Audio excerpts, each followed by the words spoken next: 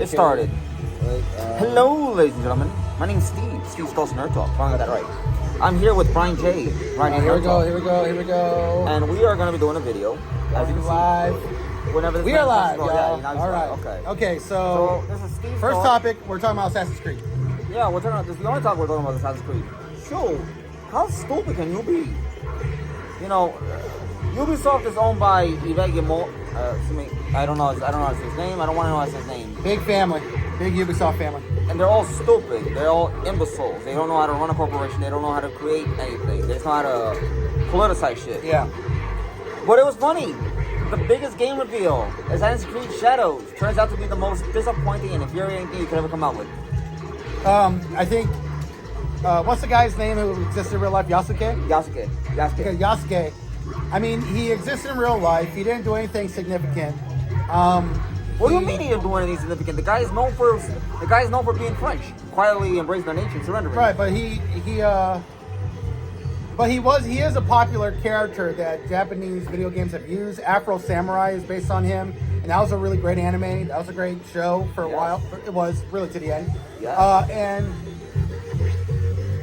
Japan has used him in their fighting games and in their samurai games as well. But the reason why I feel like the backlash towards this new Assassin's Creed game, Assassin's Creed Shadows, first Assassin's Creed game taking place in Japan. The reason why I feel like it's justified is because this is the first Assassin's Creed game taking place in Japan, and the female character is Japanese from Japan, and the other one is not. So it's like this is your first time doing it, and you decided to make one of the characters not Japanese, and the other one is Japanese, and that's why I think the backlash is kind of justified. Well, in retrospect, not all the stupid comments, but this is justified. In retrospect, they went for the DEI route. They chased the BlackRock funding of Larry Fink's of what's forced change mandatory messaging. Of what's mandatory now with DEI. I mean, DEI is for a workplace.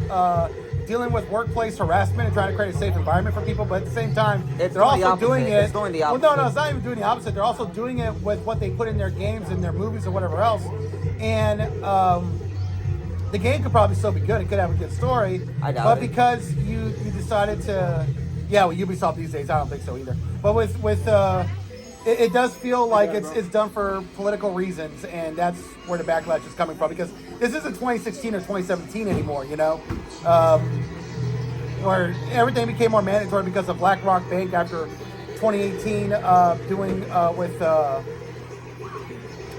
DEI? ESG, and then it went from ESG to DEI. So, it's the whole thing. So I wanna bring this clearly for people to understand.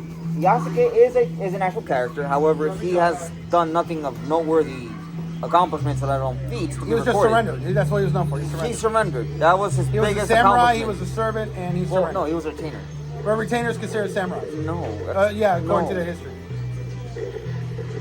I mean, that's the definition of a retainer, is that they're also samurai too. What definition is that? Is that 2024, 2023, 20... No, it's based on their history. Like, a retainer was also... I will stand by the fact, I will stand by the words, he was not a samurai, he was a retainer, and a retainer is a different thing. No, a retainer is samurai. That's what they say in Japan.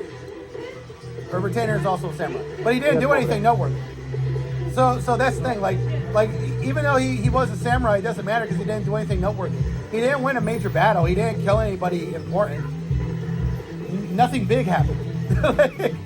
It was just, So but I'll say this though, even though Assassin's Creed might flop because of all the backlash and stuff like that. Oh, I hope it does. I will say this, X Defiant, that could be Ubisoft's saving grace.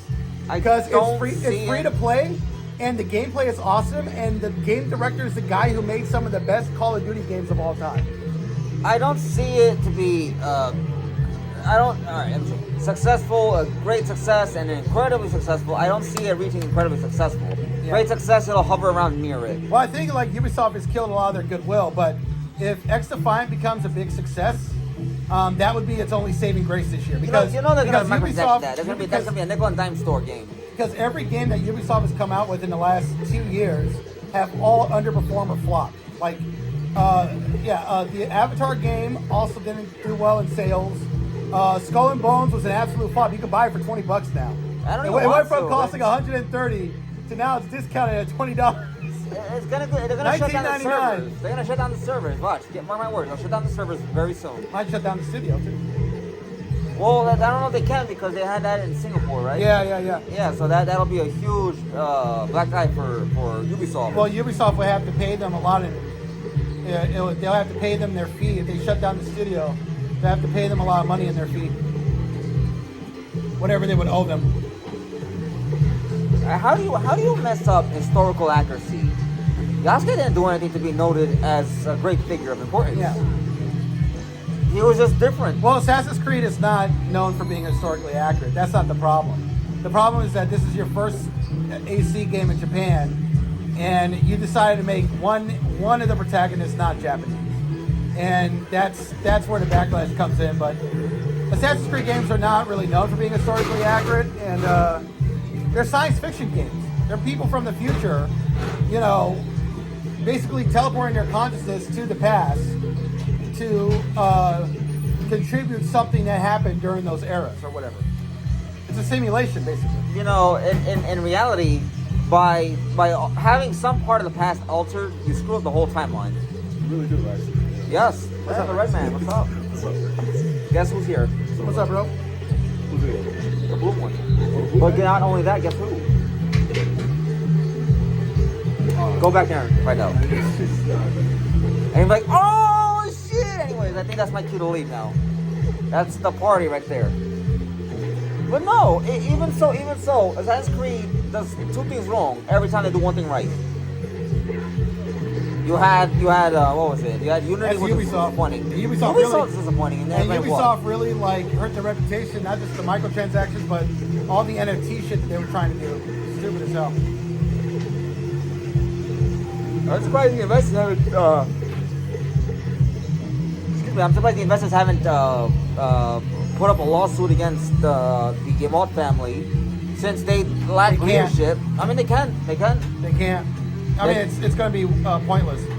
It's not going to go anywhere because that family still has majority voting shares. They got majority voting in general, And now they're making extra money because Microsoft is paying them a huge amount of money to put video games on Ubisoft's cloud service in the UK, which is where the bulk of their gaming audience really is, honestly.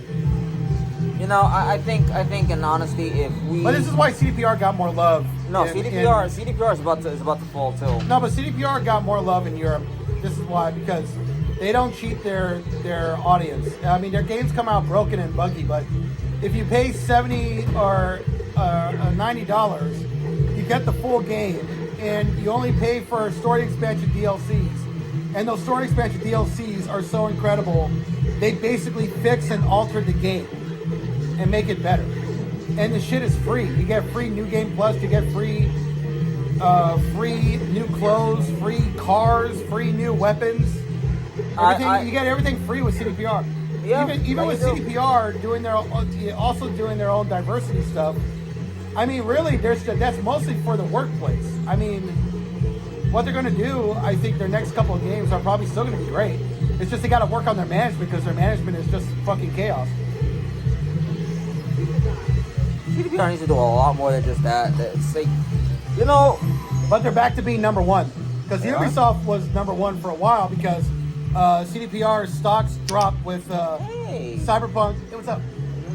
With I'm good. Hey, it's good seeing you. It's good seeing you. Where's my bitch? What's up? How you doing? But it's also raining, so the humidity's gone up. Supposedly it's raining, but the humidity went up with the rain. Well, my hair is so frizzy. I was Akuni all day, so like my hair's like. That looks good right But- now. I mean, CDPR, yeah, it looks good. CDPR is back to being number one because their stocks have been going up, their shares have been going up, but also like Ubisoft. You waiting on Jet? Ubisoft was number one. You waiting on someone? Oh yeah, I'm seeing what my friend had. Ah, okay. But she was like, Because Ubisoft was number one for a while because Cyberpunk 2077 came out so broken, buggy. So Ubisoft was number one, and now they're back to being number two, like way number two. Yeah. But anyways, I'm gonna end it here because I need to go back there and double check on. Yeah, we're gonna end it here. Oh wait, we're gonna talk about Call of Duty coming to Xbox Game Pass. Oh, we'll do that. Black next Ops time. 6. We'll do that next time. Black Ops 6 coming to Game Pass. We'll do that next time. You know why? because I need a more sturdiest environment where I'm able to comment about how. I'm excited, man. I'm gonna download it. It's gonna be 250 gigabytes. I gotta like delete 3 games. You know, I gotta delete like 3 fucking video games. I don't like that. The Call of Duty games are getting bigger and bigger and bigger, and I'm like, what are you putting in it that's worth all this? You know what's space? funny? Call of Duty Modern Warfare 3 was like the gigabytes were like 100 gigabytes, but you know what put it over 200? It was the day one updates? patch, the Yeah. day one update. It was 160 gigabytes. Listen, I'm gonna say this. It was great. I'm gonna say this. It was so funny. Call of Duty's gonna be on Game Pass, and PlayStation fans are upset about it. I'm not. Right. I'm not an Xbox. I'm not PlayStation. I'm more PC. But this is funny that you have people upset about it. People saying, "Oh, it don't matter," and then you have Activision doing the DEI mandatory inclusion and all this. Oh stuff. no, but here's the thing. You know, Activision Blizzard got so much backlash because their whole hey, what's up, girl? Because their whole backlash because of all the diversity quotas they did for the characters in the video games. And I was watching a lot of Pierce's video, like critiquing it and criticizing it and laughing her ass off at it. Mm-hmm. It was so fucking funny. I was dying. I'll say this. Oh my god, I'll say- Activision Blizzard, that was embarrassing, bro. I'm gonna say this right now. Once Activision puts in all these DEI characters to hit their mandatory quotas, I'm gonna find it funny, especially with Call of Duty, because now in Call of Duty, with all DEI included, you get to shoot the minorities, the POCs, Well, and everyone. Microsoft sucks, and Microsoft is just going to keep on doing it. And Microsoft shut down 3 studios. 4. That were 4 studios under Bethesda that were owned by Xbox, and they shut down the studio. They shut down the studio that did Hi-Fi Rush. Yeah. So even when you do a successful game, you can still get shut down because that game was considered a success. But It's a great game. But It's it a great shows that game. Game Pass. I played it. I have it. I play it. I jump back to it every now and then. But this also shows that Game Pass is not, they don't have huge subscribers, it's not a huge success, and they've cannibalized whatever profits they can eventually make. Yeah, Starfield did really, really well, but Starfield had an insane amount of hype, unlike Hi-Fi Rush, where they premiered the trailer and then dropped the game the same day. And it's not even a live service game, like with, what was the game that did that in 2019? Apex Legends. So Apex Legends did that, and it's a live service game, and it was a huge success. That's been the most successful live service game under EA ever. You know, so it's fucked. It's completely fucked. But hey, it's what it is. This is gonna be exciting to see how bad Activision gets. Now Activision Blizzard, Activision. See how bad and the worse the games get. See how worse sales go for Microsoft.